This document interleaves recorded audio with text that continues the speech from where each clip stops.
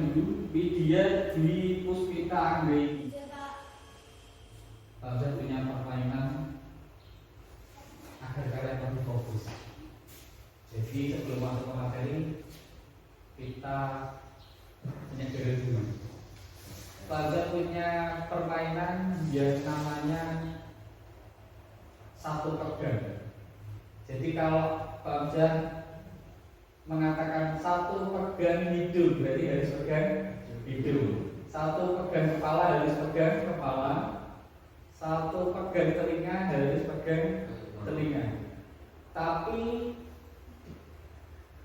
itu saya awali dari angka satu. Satu pegang hidung. Tapi kalau Pak hanya menyebutkan pegang hidung, berarti tidak boleh pegang, tetap bertahan tangannya. Ya, ini contohnya satu pegang kepala, pegang hidung, berarti diam aja di sini. Ya, sudah siap? Satu pegang kepala, satu pegang telinga, pegang hidung, pegang kepala. Masih belum fokus, Panza hanya mengucapkan pegang kepala, bukan satu pegang kepala. Sekali lagi, semangat, fokus. Satu pegang hidung, satu pegang telinga, satu pegang kepala, pegang hidung, satu pegang telinga, pegang kepala. Kalian sudah fokus. Ciri yang paling menonjol dari pelatihan hasil observasi itu apa? Pernyataan umum ya. Terus ada yang lain?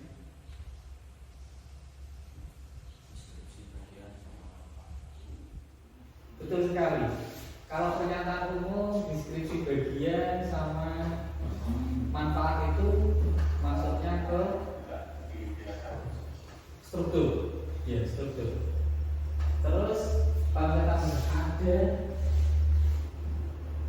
berbasis fakta, subjektif. Bagaimana kalian meyakinkan membaca kalau teks yang kalian tulis atau yang kalian buat itu sebuah fakta? Bagaimana meyakinkan membaca kalau tulisan itu fakta? Kamu tulis mengamati suatu objek, terus dia membaca, itu yakin kalau itu fakta. Menurut kalian gimana?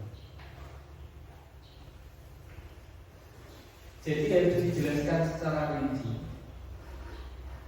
Fakta itu tidak boleh berdasarkan pendapat pribadi. Jadi yang kalian amati, kalian tulis itu berarti berdasarkan pengamatan, berarti berdasarkan fakta. Tidak boleh observasi itu menurut pendapat saya itu tidak boleh. Jadi nanti akan memberikan contoh dulu. Kalau tadi yang disebutkan BISTA itu struktur observasi, laporan hasil observasinya ada definisi umum, deskripsi bagian, deskripsi manfaat. Gambar-gambar yang di depan ini yang kalian amati. Tapi ini contoh dulu. Di sini ada slide gambar pendidikan di masa pandemi COVID. Terus dunia pendidikan tengah menghadapi masalah. Ada gambar apa aja, kelas kosong. Terus ada siswa yang belajar kesulitan mencari internet. Terus ini pandemi COVID tak kunjung usai, pembelajaran berbasis online. Terus ada keterangan kompetensi gurunya. Guru orang tua menyesuaikan atau beradaptasi dengan pembelajaran.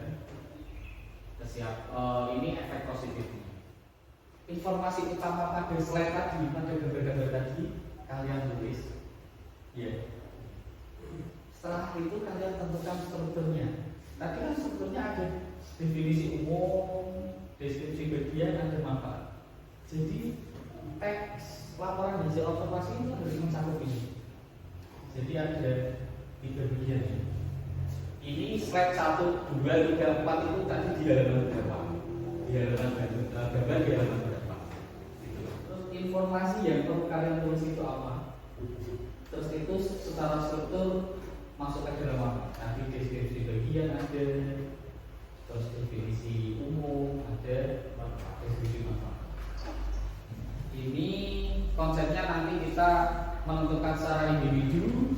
Setelah itu kita berkelompok, baru kita mengembangkan informasi ini, kita tulis menjadi laporan hasil observasi. Ini apa ini? Semuanya tahu ini.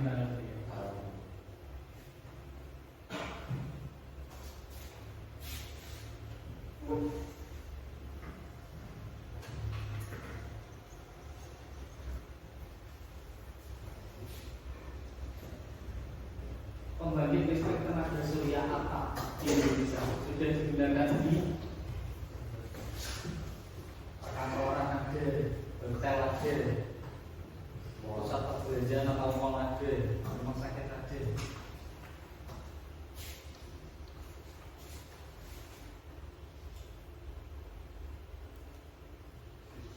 Kalau ini data rasio elektrifikasi tahun 2019.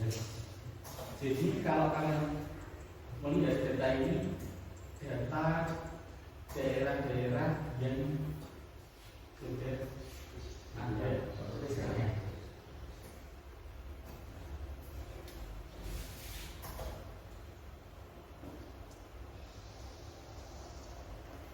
Kalau ini data 433 desa di Indonesia yang belum teraliri listrik itu per Agustus 2020. Ada Papua, Papua Barat, NTT, Maluku, itu masih ada.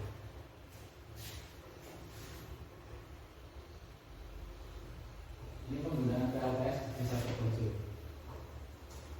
Jadi salah satu fungsinya kan kalau daerah terpencil tidak terjangkau aliran listrik kabel, itu menggunakan PLTS.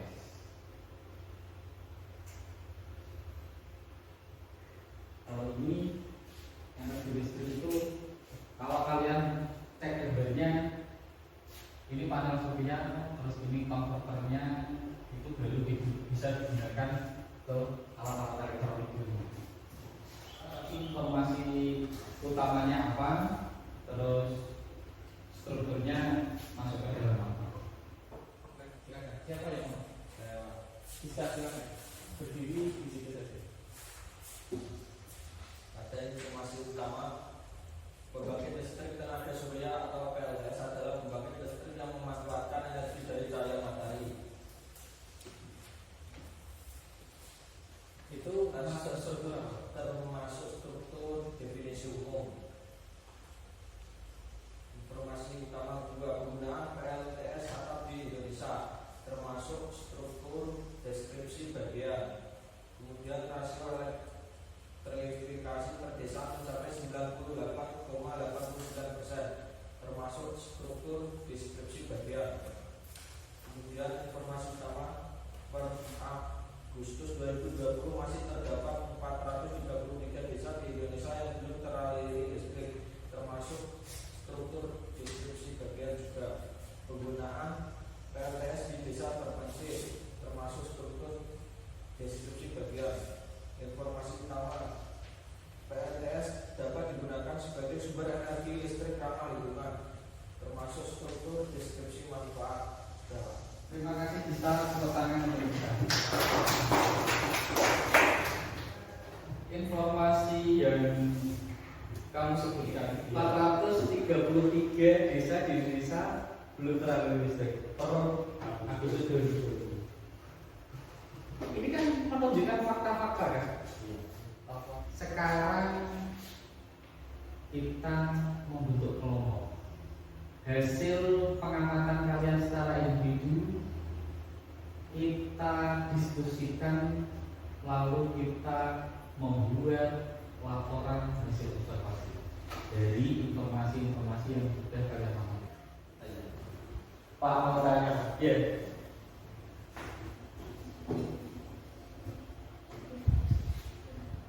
Ini termasuk deskripsi bagian apa tidak?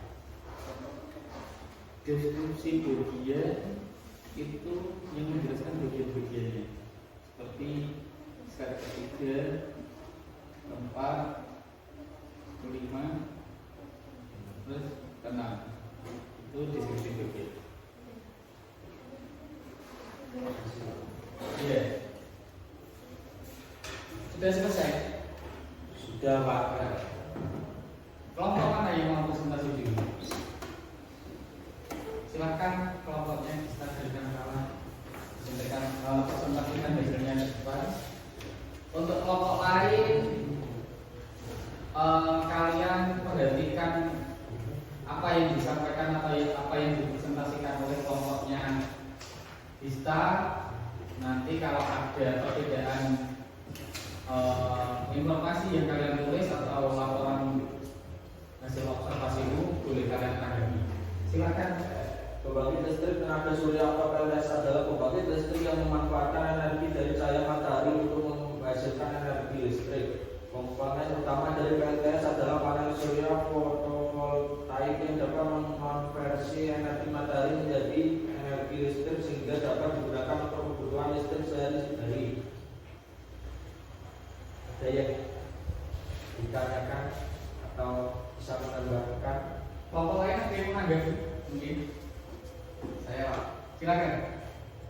Ini tentang deskripsi manfaat yang ramah lingkungan PLTS sumber energi listrik yang tidak pernah habis. Tepat sekali. Jadi tadi kelompok yang mempresentasikan itu hanya menyebutkan Ramah lingkungan. ramah lingkungan dan seharusnya itu energi yang tidak pernah habis juga.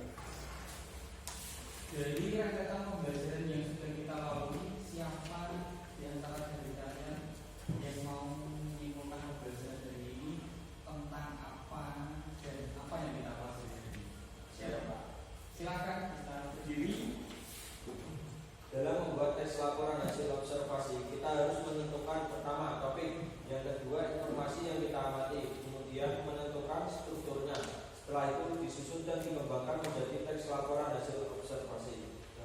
Terima kasih Dista, tepuk tangan. Tepat sekali. Jadi dalam menyusun teks laporan hasil observasi itu kita harus menentukan strukturnya, terus informasi yang kita amati itu apa, terus kita tulis, kita kembangkan menjadi laporan hasil observasi. Sebelum pembelajaran kita tutup, mari kita berdoa. Semoga pembelajaran dari ini bisa bermanfaat. Silakan dibuka. Sebelum kita ulang, sebaiknya berdoa terlebih dahulu. Kita mulai.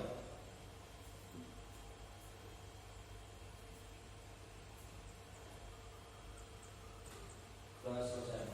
Terima kasih.